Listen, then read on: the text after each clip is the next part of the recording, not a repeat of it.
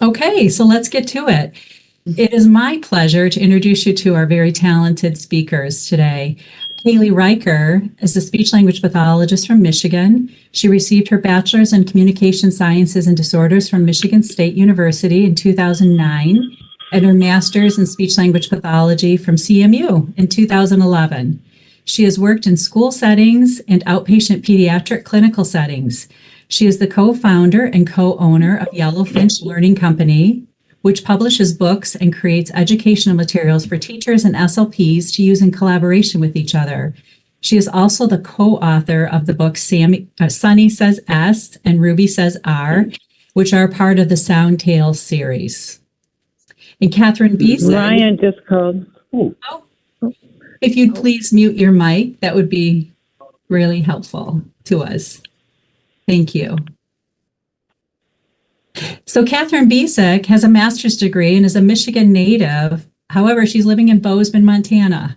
She graduated from Michigan State University with her bachelor's in education and early childhood special education in 2000. I can only hear. I can't get it pull up, but I'm listening. You got it. Whoever's speaking, if you could just mute your mic. Thank you so much. There you go. She did. Okay. So Catherine has her master's in teaching and curriculum in 2018 from Michigan State University. And she previously taught preschool, kindergarten, first grade, second grade, and is teaching second grade right now, Catherine. Is that correct? Yep, Okay. all over the place. All right. And she's also a co-founder and co-owner of Yellowfinch Learning Company and co-authored the book Sunny Says S and Ruby Says R. So without further ado, I'd love to introduce you to our presenters and have them take it away. Wonderful. Oop. Awesome. Thank you, Mary Beth. Great introduction. Yes, thank you so much. Yes, thank you. So I'm Kailey Riker. I am, as Mary Beth said, I'm a speech pathologist in Muskegon, Michigan currently. Yep. And I'm Catherine Beesick. I go by Kat, and I'm a second grade teacher in Bozeman, Montana. And we're both really excited to be here. Yes, we are. And Mary Beth already spoke about the financial disclaimer, just that we're co-owners of our own company, Yellowfinch Learning Company, and we wrote some books. Yep, we will be talking a little bit about those later on in the presentation. But today we're here to talk about how do speech sound production skills impact literacy skills? Well, to answer that question, we need to talk about literacy best practices. But first, we'd like to take a little bit of a look at what research says. So 50% of children who have developmental language disorders also have dyslexia. I don't know about you, to me, that's a pretty staggering statistic. Children with isolated speech sound disorders are at risk for spelling difficulties, particularly if the speech disorder persists after the age of 6. Children with speech sound disorders and comorbid language impairments are at significantly increased risk for reading disabilities at school age compared with controls. The best predictors of children's early reading success include measures of both phonological awareness and print concept knowledge. Children with early speech sound disorders are thought to be at risk for later reading, decoding, and spelling difficulties because poor phonologic representations and phonologic memory limitations are hypothesized to underlie both speech sound disorders and reading disorders. That was a really impactful statement for me because it brings the idea that what we as speech pathologists are working on and what teachers are working on, we should be really looking at some of the same base skills when we're trying to enhance literacy skills. And then children with typically developing speech performed significantly better than children with speech sound disorders on speech perception tasks. And that isn't specifically referencing literacy, but I'm going to bring that stat in a little bit later with some talk about vocabulary. Awesome. So I'm here to talk about the science of reading, the shift that's happening in reading instruction right now all across the nation. And I know there's a variety of different backgrounds here today. We're happy you're all here. And some of you may be really familiar with the science of reading, and others of you may have never heard of it. And when Kailey and I were planning what we'd talk about, we came to the conclusion that if you are really familiar with the science of reading, it'd be good to get a teacher perspective of it. And if you've never heard of it, then an introduction would be great. So we're going to talk about the science of reading, what's happening in classrooms. Kailey will talk about how she's using those concepts in speech therapy and how our worlds are very connected, the education world and the speech world. So to start, what is the science of reading? The science of reading is an ever-evolving body of research that teaches us how the brain learns to read. Keyword there being research. And I have a diagram of the reading brain. I see it all the time in the teaching world because this research really tells us how the brain processes information as children learn to read. And the point of that is to guide teachers in the right direction to how they teach and assess reading skills. So all of this research is used to help instruction happen and be efficient in the classroom. And I also added just an image that I think is really helpful to kind of understand what builds a skilled reader, and it's called the reading rope, this picture. So if you think of a skilled reader or skilled reading as a tight rope, and then the threads that create that rope are the foundational skills of literacy, the explicit instruction that teachers should be delivering to build a strong reader. So those foundational skills are super, super important, and the science of reading guides us towards those. So how is all of this research impacting schools?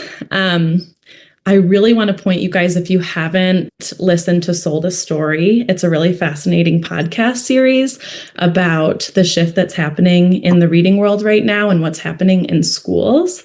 Basically, for an example, when I first graduated, moved out to Montana, had my own classroom, I was handed a curriculum that used something called the workshop model. I was told that I should be teaching a lesson, a mini lesson, teaching kids a strategy for reading, such as picture cues, to the whole group, then giving them independent read time, exposure to books, and pulling them in small groups, reading non-decodable text. So you can't sound these words out over and over again. Kids would memorize the stories, they'd read it on their own. And for some kids, it would click. But for a lot of kids, it never did. And Sold a Story tells all about that, how this model of teaching was a disservice to a lot of children across the nation. So all this research that's coming out is pointing us away from that way of teaching and instead working on those foundational skills. So we're not relying on picture cues. We're not relying on a child's comprehension to help them read. And hopefully school districts all over are instead buying structured literacy programs that focus on those explicit skills. I'm really lucky in Bozeman. They're taking a huge initiative to lead the state of Montana in that direction. So really exciting stuff. Definitely check out Sold a Story if you haven't listened to it. So the science of reading is a big buzzword. Everybody's talking about it in the reading world. And it's built upon something called the simple view of reading.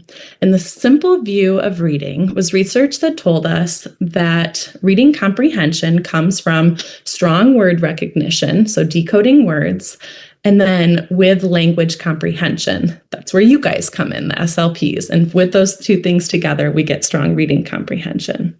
And the science of reading then talks about those 5 subcategories at the bottom of that graphic: phonemic awareness, phonics, fluency, vocabulary, and text comprehension. So instead of giving a child a book and reading it over and over again to them and then having them read it again by memorization, we're giving them these 5 foundational skills, hitting them super hard.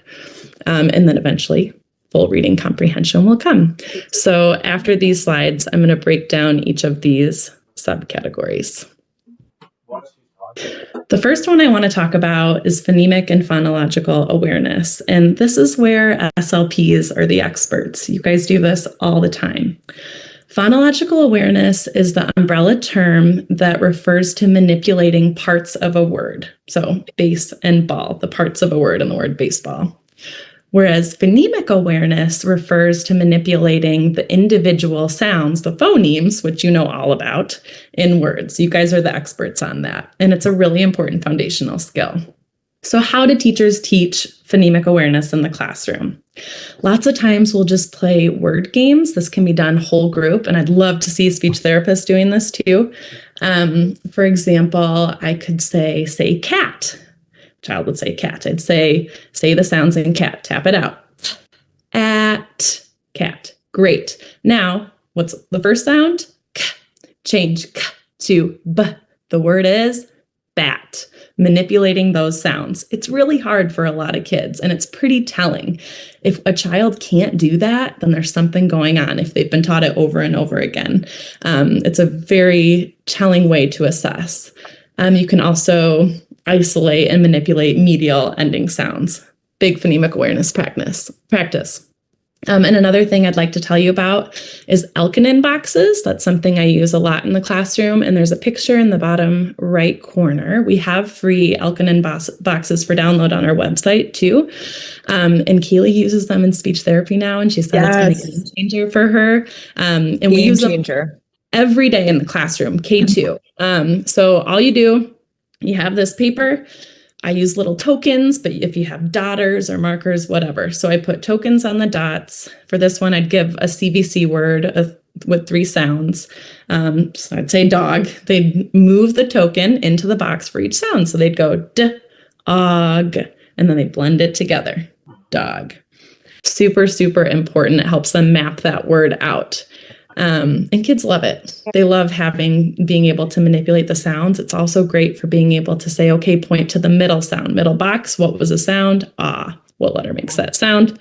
Well, that's the next slide about phonics. So that's phonemic awareness. Oh, good. Which is different than phonics. So phonics refers to sounds relating to letters. So this is the exciting part where we get to tell kids, okay, every letter in the alphabet has its own sound. Those sounds and letters work together to make words. And then from that, guess what? The words have meaning. And that's when they become readers. Phonics is really exciting and fun. So in a kindergarten classroom, this could look like letter sound awareness, first sound fluency. So just doing flashcards of letters and sounds, identifying the first and last sounds in words. But the big thing I'd like to talk about with phonics is something called decodable text. And again, you might be very familiar with that. You may have never heard of that, but I would love to see speech therapists using decodable text with their clients because they're used every day in kindergarten, first grade, second grade classrooms. Decodable texts are books that kids have been pre-taught their spelling patterns. The words they can all decode and read. So for example, if I had a kindergartner reading CVC, consonant, vowel, consonant words, I would not give them a text that had a word with the IGH saying I pattern because they can't decode that. They can't sound it out. The text is not decodable. Decodable texts are books that kids can be confident reading because they already have mastered those skills. But as you know, English is extremely complicated, and we have a ton of words that you can't decode, rule-breaking words. For a long time, they were called sight words, dolch words, whatever you call them. They're all the same thing. I call them heart words because you have to memorize them by heart. But the difference now, the science of reading is telling us that instead of shoving these words down kids' throats with flashcards over and over and over again, there's a way to store them in their permanent memories through something called orthographic mapping. So if we use that Elkanin box in the picture in the bottom, and they use those tokens to manipulate the sounds, like the heart word it's a rule breaker, they can actually identify what sound is breaking the rule. They can map it. They can store it in their memory. So in a way, it becomes decodable to them because it's in their memory. So with that word, they'd move the tokens. They'd go the. And to tie it into phonics, I'd then have them write the actual letters in the boxes.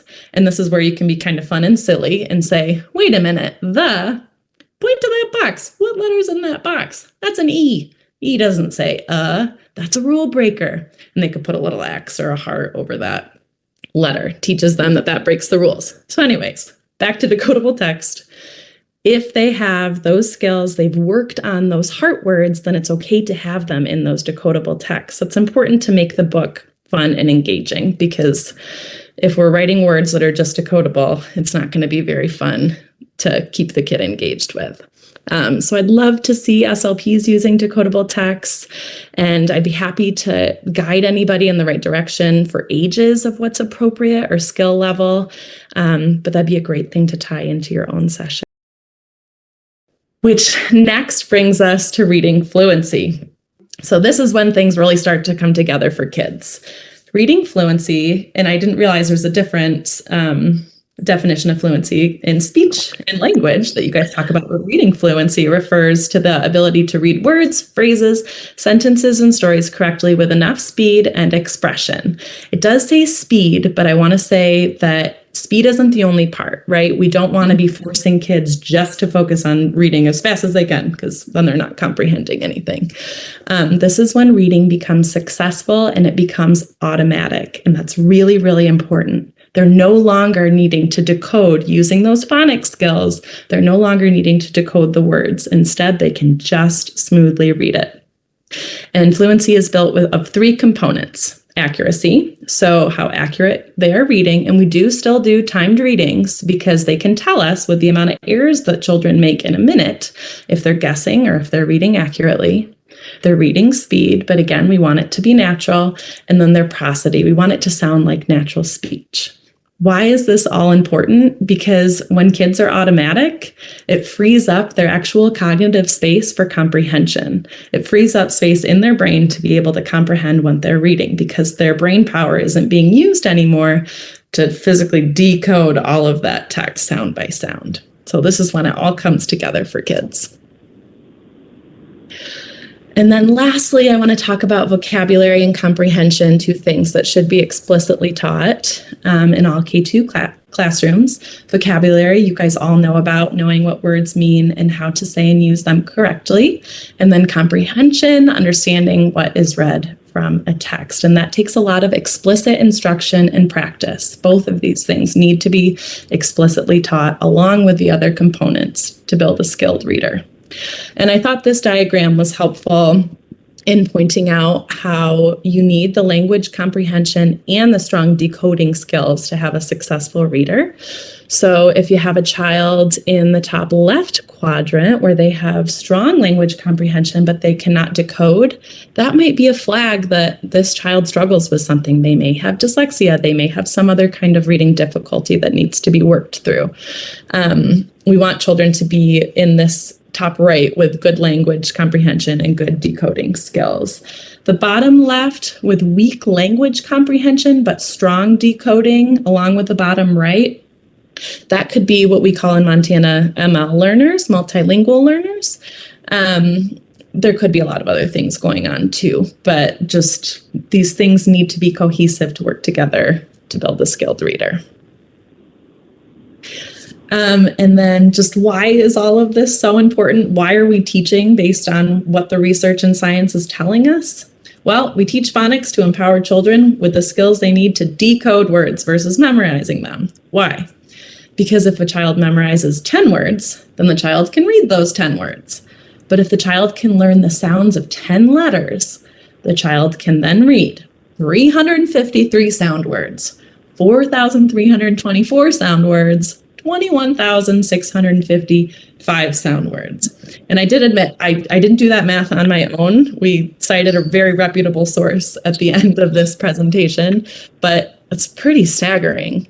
We really need to empower these kids with those foundational skills. And you guys are doing so much of that in speech therapy. And general education teachers need your help. So please keep up the collaboration. And then just one last thing on my end, I just wanted to add a picture of my sound wall in my classroom to remind you that general ed teachers are doing a lot of what you're doing in speech therapy. So when I taught kindergarten, when I would introduce a letter, I would show a picture of the curriculum's called Kids Lips. It's fantastic. These pictures, and then I would teach them the cues for them. So when I would introduce P and B, I'd say, okay, lips together. It's a stop sound. Have them put their hands on their throat. Is it voice or unvoiced? They love it. They go wild with that. But we do this so they're making the sound correctly. They can then connect it to the letter, the phonics piece, and then get that on paper or read it. So a reminder, You are the experts on these articulation cues. This is new to so many teachers. You guys are resources for teachers. Please encourage your teachers to work with you because collaboration is going to help these kids be successful. All right. Thank you so much, Kat. That was so thorough and so just informative. Okay, so I'm going to be talking about generally mostly speech disorders, but I've got on here speech and language disorders and literacy. And the reason I've got that on there is it's just important to remember every now and then that speech and language are not two fully separate entities, that sometimes we as speech pathologists think about them as these separate entities. Nope, speech impacts language. I mean, think back to your apraxia kids. They struggle with their speech output, then they struggle with their expressive language. So speech and language are connected. We are going to be focusing a little bit more on speech disorders, but we're going to be talking about how speech does impact language and then literacy. Okay. So the impact of speech sound disorders on literacy starts at that phonemic and phonological awareness level, like Kat was talking about. Errors at that level, and that's the level where we're working as speech pathologists, can lead to errors with decoding, and I've got spelling on here twice, accidentally, sorry about that. Decoding, spelling, vocabulary, and grammar. And, look familiar? These are very, very similar to those SOR pillars that Kat was talking about. All right, so when we've got our errors at the phonemic and phonological awareness levels, if a child distorts or substitutes a phoneme, their knowledge of how that sound relates to a letter can also end up being distorted or substituted. So if a child uses t or k when they're practicing their letter association tasks, they might say a t sound and match that to the letter K or the letter C. And well, that's going to start sort of a chain reaction of maybe some other issues that are going to stem from that. There we've got this quote from our initial page of research. The best predictors of children's early reading success include measures of both phonological awareness and print concept knowledge. So right there, that is a connection between teachers and SLPs. Phonological awareness on our end, of course, teachers are doing that in the classroom, but the print concept knowledge, that's not something we're doing as much of in our speech rooms. So that's where we can connect with our teachers and build these skills together. Okay, so Kat talked about decoding. So decoding, being looking at the letters, making the sounds, figuring out what word you're looking at. When we have errors at the decoding level, it can be made on incorrectly articulated sounds. So if a student is decoding a word and it includes one of their target sounds and they don't produce it correctly, then we can end up with some confusion.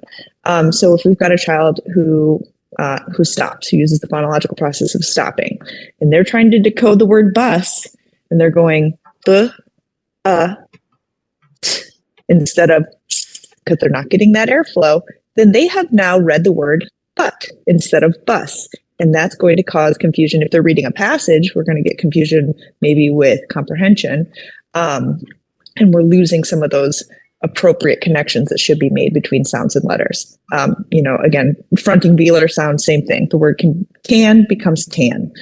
And this, with these kids, especially my phonological kids, these Alkanin boxes have been such a game changer for me. I use them mostly with kids who are stimulable for speech sound. If a child is not yet stimulable for speech sound, I haven't found them quite as effective. But as I am targeting a sound, one, it helps me target initial, medial, and final, and the children are looking and seeing and recognizing where in the word the sound is because they're looking at it. And especially if they're kids who are just in the gen ed classroom and they're learning about this sound letter connection, they're aware of what sounds these letters make. They can look at the letter, then they can self-correct. I'm getting self-correction a lot faster when I'm using these visual representations and these phonics activities that I'm borrowing from teachers. I'm just seeing it just happen quickly. I'm seeing connections being made. Spelling.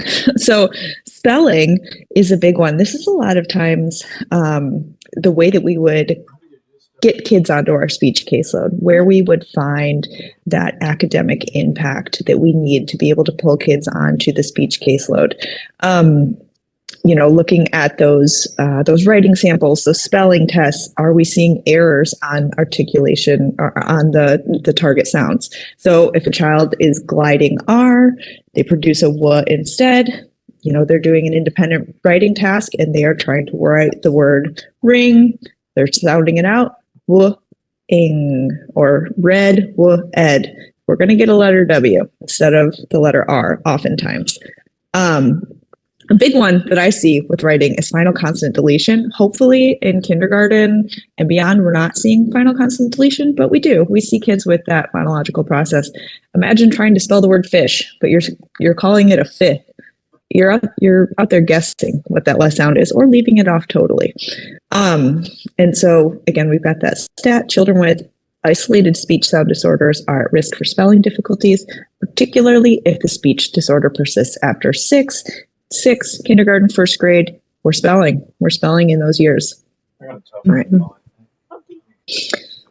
Vocabulary confusion can occur as a result of speech sound errors when the speech sound error changes word meaning. So this is one, I'm just using an example from a recent session, lizard and wizard. I had a little guy and he was a glider. He said W for L or W for O. And I was talking about wizards. I think we were playing like a Harry Potter game or something like that. And I was talking about wizards being magic. And he looked at me for a second and I said, yeah, magic, cast a spell. And he goes, wizards are magic? And I was like, yes, wizards are magic. He didn't know very much about wizards. He didn't know about Harry Potter. He didn't know about any of that. He's like, my brother's wizard? And I said, your brother's wizard? And we kind of went back and forth for a second. I was like, your brother's lizard. Oh, your brother? No, he's not magic. A wizard is magic. A lizard is not magic. So we had to go over, we looked at pictures. We talked about the sounds. We practiced the words back and forth. So, just we were using minimal pairs essentially to target that sound. But you can see where just something like that got confusing in a quick conversation. Think about the impact that could have during a reading task, where kids could end up getting confused. And then they don't have that cognitive space that Kat was talking about that they need for fluency and automaticity. The kids with speech sound errors, they're adding in an extra step. They're translating the sounds that they make and then having to try to translate it to the actual sound and then read the rest of the word. So they've got an extra cognitive load when trying to get through these literacy tasks. And that's where speaking about that, the children with typically developing speech perform significantly better than children with speech sound disorders on speech perception tasks. So that child heard me say wizard and they thought it was a lizard. There we go. Okay, grammar. So when I'm working with kids who have late 8 sound errors, especially my kids that are just missing all of the late 8 sounds. We've all had those kids on our caseload. They can be tough to understand. I'm almost always working grammar into the sessions somehow or another. And this is another example of how speech impacts language and language impacts literacy. Okay. So S, Z, R, these are heavy hitters when we're learning grammar or when we're using correct grammar forms. S and Z, these are markers for plural, cats, or I guess I don't read all those examples, but plural, possessives, third person regular, contractible copula, and contractible auxiliary.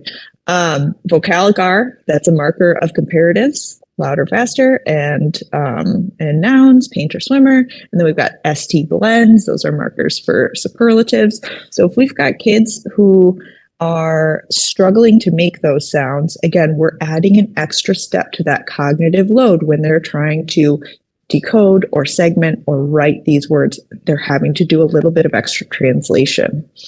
Mm-hmm. Okay, so how can teachers and SLPs work together to support literacy? So many ways.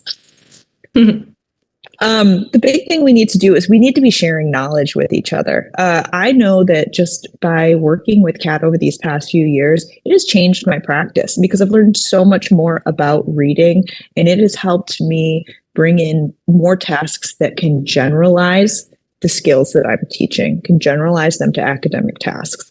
So what do SLPs want to know? We want to know about how reading is being taught. That Kat section, she's taught me all of that and more, and it has helped me so much understand. It has helped me understand why and how my kids are struggling with reading. And I can understand what she's doing in the classroom more, and I can bring in some of those skills into my sessions. And it has really been, like I've said a few times, a game changer. What's also important is just staying aware of, how are the kids on my caseload doing with literacy? Are they having more trouble than others in the class? Hopefully, as a school-based SLP, you are somewhat familiar with how these kids are doing academically, because that's what gets them on our caseload is academic struggles. But we can be on Speech Island. We're pulling kids out. We're sometimes SLPs are, they're hired by the ISD and the teachers work for the district, or you're a contractor. So there can be a bit of that separation sometimes, but make sure you're checking in. Make sure you know, how are these kids performing? Because that is the basis of what we're doing, and why we're doing it is we are trying to help these kids who are on our caseload be academically successful. So how can we support the overall educational growth during speech sessions? Again, looking at that big picture. Not just, okay, now this kid is stimulable for an sound. How do we make that bigger impact? How do we make that sound help this child be more successful academically? Yeah, and what do teachers want to know from you guys, from SLPs? So a shift my school has made that's been really helpful for me is all of the children in reading intervention, so in small groups, our SLP did language screeners for all of them. And it was so unbelievably telling. And in a way, when things came up, flags came up on the screeners, it was almost like, I don't want to say a relief, because obviously it's okay, we've got some work to do, right? But it was good to know a reason for why they were struggling so much with reading through this language screener. And it really narrowed our focus for instruction. So if you work in a school and you have language screeners available, and even, if you're just doing them with your own kids, which is a lot, you guys have huge caseloads, share those with the teacher, because it can narrow their focus for instruction and really guide what they're doing with them.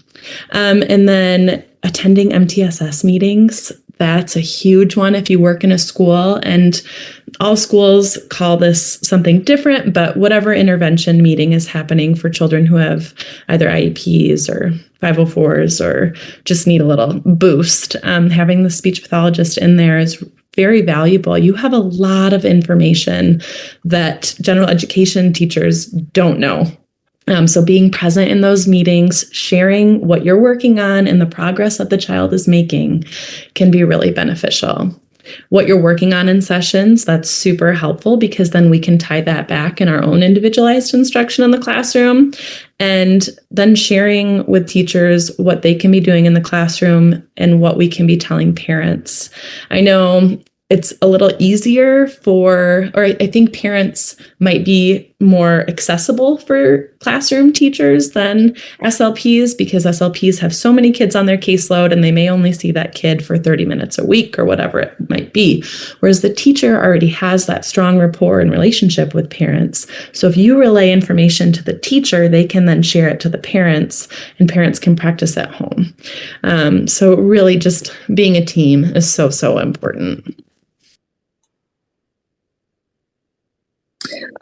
So this is another big thing I'm a big proponent of, sharing your time and your space.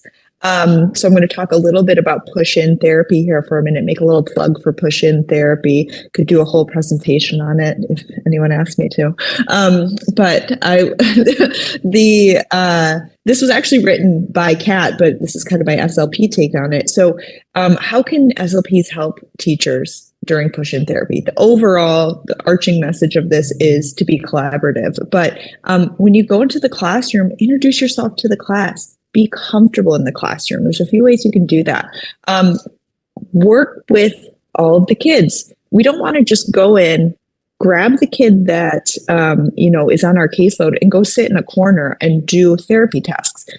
That's not really that different than just pulling them out of the classroom. You're in the classroom for a reason, because we're trying to engage, again, a more comprehensive academic approach to these students meeting their goals. Don't be afraid to play. Come in during, playtime. We are great at turning play into instruction. That's like half of our job. So being a speech pathologist is so fun, so we know how to turn those play sessions into effective language sessions. Do that in the classroom. And guess what? The teacher you're working with is going to like to observe that too.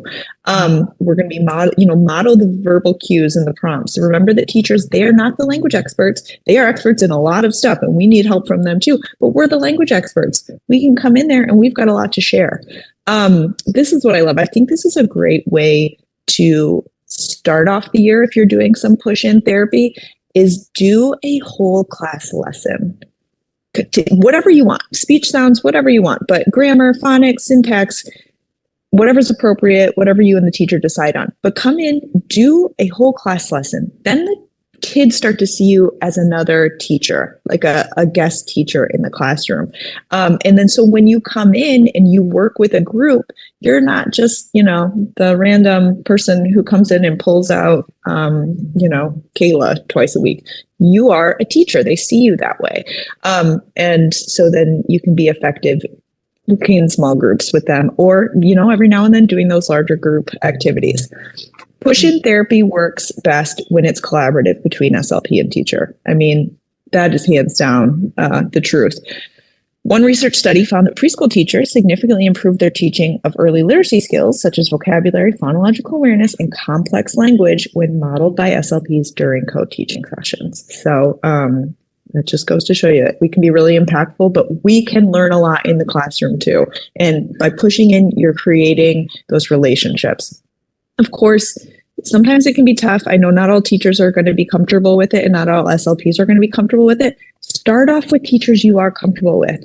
Look for the cats in your school, the teachers who are open, who they want to learn, they want your help. Start there. They're going to say, "Oh my gosh, it was so great when that SLP came in," and some of the other teachers are going to start to open up to it too, if you feel like you have a district that's resistant. Mm-hmm.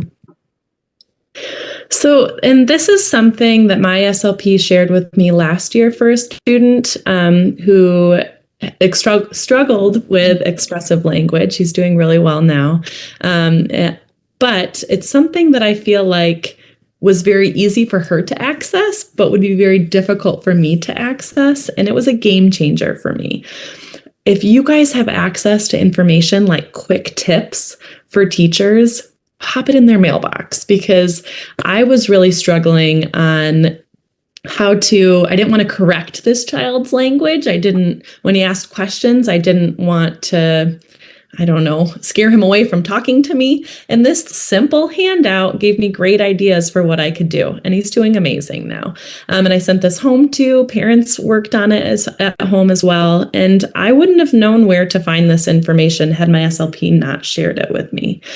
So little things like that. And, everyone's super busy. Teachers might be racing in the hallway to get to the bathroom in time before recess is over. But if you pop it in their mailbox, they'll see it. And if it's something that they think might be helpful, it could be a game changer. I know it was for me. And then, so going off of what Kat said, share materials. Do you have a favorite minimal pairs material? Do you have a set of awesome flashcards? Share it with the teachers. Show it to them. They're doing phoneme substitution, which is basically the same thing, or very, very close. So they're going to love to see that. Do you have a great activity for sound discrimination and identification? Tell the classroom teacher about it. They are working on the same skills. And honestly, with some of those skills, they probably have better activities. They've been, they are teaching this sound discrimination, identification, and matching it with letters all the time. So ask them what they're doing, what they have found to be most effective. And then you can take those tasks, do them in your speech room with the target sounds for the kids on your caseload.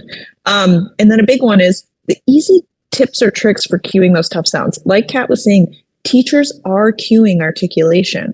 That is part of their curriculum, especially if they're using a science of reading curriculum. So, do you have a great cue that, kids are really responsive to for S? Teach it to the teacher. Them using that cue is not them doing speech therapy. It's more like an RTI, response to intervention. They can try it in their classroom. Maybe kids get access to that information earlier because they're not on the speech caseload yet. And then maybe they don't need therapy eventually because they've had some of these RTI tasks that the teachers are able to employ because you taught them some great strategies, some great tactics, and then use these SOR-backed literacy resources, adapt them to your speech. I already talked about the Elkin inboxes, but decodable books are great too. You can borrow some from the teachers. I take them and then I put a little sticker above whatever our target sound is. So as kids are working on reading a decodable, they know when they're coming up to their sound. And this is a great way to practice. It's almost like a connected speech task, but it's great for generalization of our target sounds.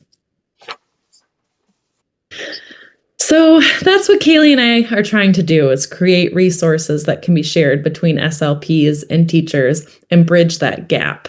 We're hopeful that if all children, general education classroom, are getting those articulation cues, all that science of reading practice, if they're getting all of this stuff together, then maybe we'll be able to identify kids a little bit earlier if they need to be on a speech caseload. So we are writing a series of books called the Sound Tale series. So far we have 2 out. Sunny Says S, Ruby Says R. These books were created for children from preschool to 2nd grade. They're designed to be partner read because only a portion of it is decodable. So partner read with an adult. It could be whole group. It could be small group, one-on-one, really in all settings. It's meant to be super fun and individualized for students' needs. It practices explicitly all of those skills that we've been talking about in this presentation. And the Sound Tale series will eventually, when we have all the books out, target each of the late 8 sounds, which I'm sure you all know about. Those are the latest developing sounds: s, z, th, voiced and unvoiced, sh, and ch. Each book has its own character, learning each of the late 8 sounds. So we're really just hoping to bridge that gap and fill in the gaps for those children who aren't on speech caseloads yet for those later developing sounds, and maybe even preventing them from needing to be to receive speech services. If we can give this to everybody, then it'll be helpful. And the Sound Tale series is for everyone. So I don't know how familiar all of you are with the MTSS process, the RTI process, but this little triangle is always very helpful to explain it. So that bottom tier, tier 1, is all children, so all 2nd graders at my school. If you read the Sound Tale series to your whole group, it's a great activity for that. It can also be then used in the 2nd tier, those children who need intervention, that 10 to 25% used in a small group, maybe a little more intensified and individualized. And then it can also be used in that tertiary less than 10% group, that top triangle. So those are children who maybe have an IEP, who are receiving special education services, and speech therapy in schools, depending on the school, often falls between that yellow middle and the 3rd tier. So the Sound Tale series can be used in all 3 of these settings. So I'm just going to talk a little bit about the speech and literacy strategies that we have employed in these books a little more specifically. Really, the kind of the basis when we were first writing the series was around minimal pairs. So each book, it does contain a decodable passage. So you're probably not going to be able to see very well because I'm small, but there's a decodable passage in each book that has minimal pairs. So when the character first encounters the passage, it's all messed up. They can't understand what they're reading. So like in Sunny Says S, the passage is, meet mouse and ting in the fun at fix. And it's supposed to be meet mouse and sing in the sun at 6. So because the character can't make their S sound, they've written down their note incorrectly, and they need to go through and switch out those minimal pairs in order to solve the mystery of what was written on the note. In the books, we also have auditory bombardment. We utilize many words that have the target sound for each book. The characters' names use the target sounds, and then there are a lot of chances for emphasis. Like in the S book, the snake is always hissing all of her S's. There's also visual feedback in each book. Each book describes the specific articulatory markers for speech sound production. There's a character who always comes in, and she has a mirror that she's brought with her, and she encourages the main character to look in the mirror and make sure that their tongue isn't sticking out for the S sound, or that their lips aren't too round for the R sound. And so the character in there double checks themselves, and then they fix their sound errors. Oh, Please skip one. Sorry. There you go. Yeah. And then we did mention decodable passages. Because there is a decodable passage, there is a part of the book that a kid can read independently if they're going back and looking. The message is decodable both in the mixed up version and the corrected version. So students get to practice decoding during the reading activity. And then there's also a social emotional learning piece. In the books, each character is having difficulty with a speech and spelling task, and the character always turns to their friends for support, for help improving their skills. And this provides a good example of empathy for students who might be struggling with literacy skills or speech. So how can the Soundtail series be used in your school? I love this resource that we created as a push-in model. So a great way to offer up coming in and teaching a lesson to a whole class. Maybe you're not sure how a teacher might feel about that. Tell them that they don't have to plan anything. I can't imagine a teacher saying no to that. 30 minutes of them just being able to sit there, that just sounds so dreamy. So if you have this book, you can bring it in and read it in a general ed classroom for everybody. It's interactive, it's fun. And then a teacher can also use it without needing to know the background information about those articulation cues and the errors, because all of the instruction, everything in the book is super explicit. You just open it up and read it. So it's great for teachers to be able to utilize what you guys are doing in speech therapy for their classroom without really having to know anything about it as background knowledge. And it's good to bridge the gap between speech and the classroom, kind of have that connection a little bit too. So, and the teacher knows they're using prompting and activities, the same with parents too. So if parents buy this book for a kid who's struggling, they don't need to know any of the research or articulation cues to be used, because it explicitly tells them what they need to be said. And again, that 3-tier model, this book's just great for all 3 of those settings. Perfect timing. Questions are coming. Questions? Yeah, questions are coming. Yes.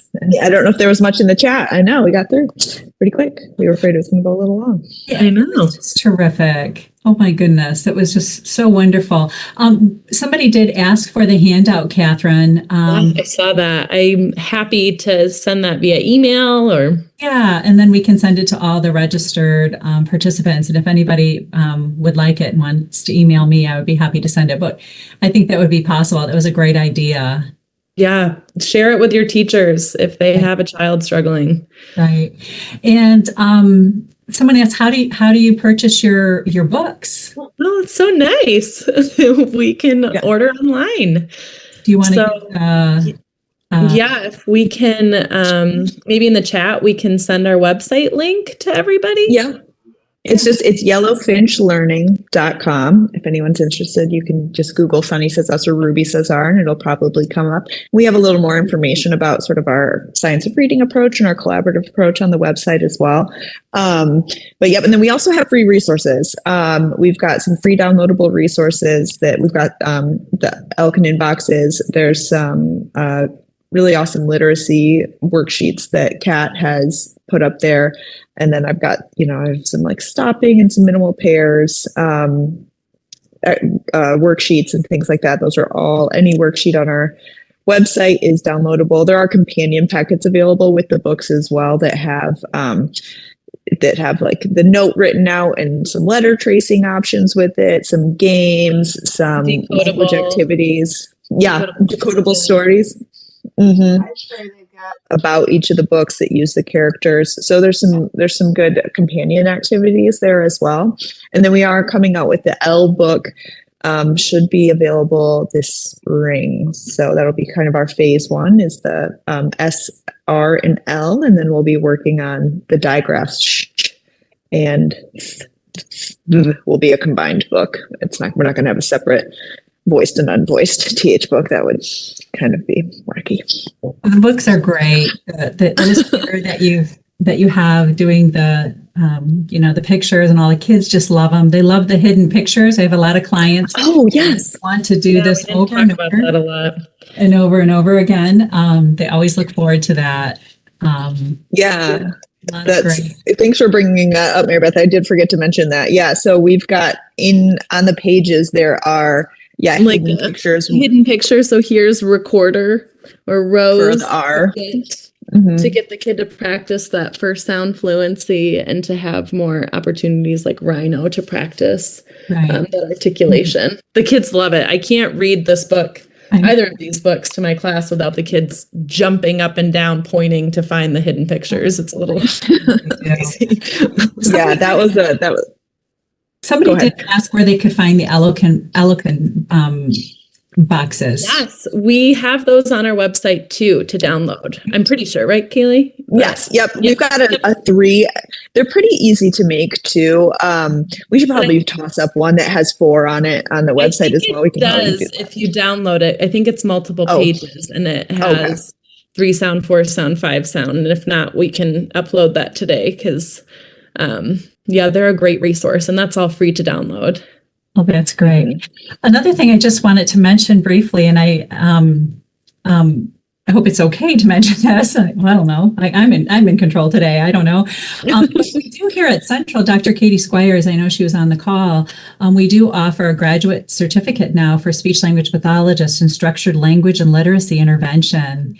And it's a really wonderful addition to our program. And Dr. Katie Squires and Dr. Richards are 2 of our literacy experts who put this certificate together. So if anybody's interested in that, I'll put a link here, but you can find it on our webpage. But strongly encourage any speech language pathologist wanting to learn more about literacy and how we use it in our practice to look into this certificate. There are a lot of weekend courses and they make it really accessible to those of us who are working full time. Amazing. That's my dream to get that certificate eventually. I did a course about it at Misha, and it was just awesome. Well, yeah, and Kat and I recently went to a literacy conference together out in Montana, and I was so inspired to see how many SLPs were there and how many speech pathologists are really taking active roles in literacy instruction in their school. We can step up and we can be a big part of that. We've got a lot to offer. If you find it interesting, start doing more, start talking to these teachers about more literacy activities and look into this certification by Central, because when I learned about it, I am like desperate to do it. Right. Well, thank you so much. We really enjoyed your collaboration, and it's just so terrific, so timely and educating, kiddos and with reading and language, and just working together and having some fun doing it. Right. Mm-hmm. Yeah. Absolutely. Thank you for having us. This was wonderful. We just really appreciate your time, and all of you online who joined us this afternoon. Thank you. If you could complete the survey for us, that would be terrific. I think there's a last slide here, Catherine. Not sure. Yep. Your work cited. Excellent. And we will get that handout out to everybody via email. Let us know if you have any other questions, but we hope to see you next semester for other CIC talks. So take good care, and I think we'll just end our meeting there. Thank you. Okay, thank you so much. Thanks for everyone for attending. Appreciate Thank you.